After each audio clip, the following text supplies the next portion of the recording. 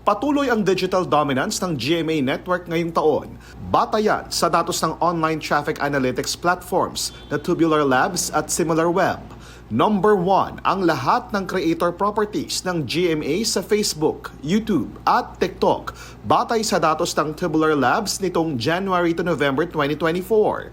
Umabot sa 40 billion ang video views ng mga ito, habang sa Tubular Leaderboard worldwide ranking sa entertainment and media category, GMA Network ang highest ranking media company sa Southeast Asia at nasa 19th spot sa buong mundo.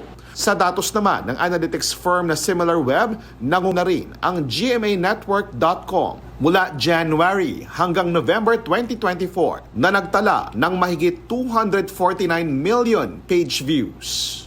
GMAnetwork.com din ang number 1 local news and media publisher sa top websites country ranking ng SimilarWeb nitong November. Social media ang top traffic source para sa parehong GMA News Online at GMA Entertainment mula June 1 hanggang December 15.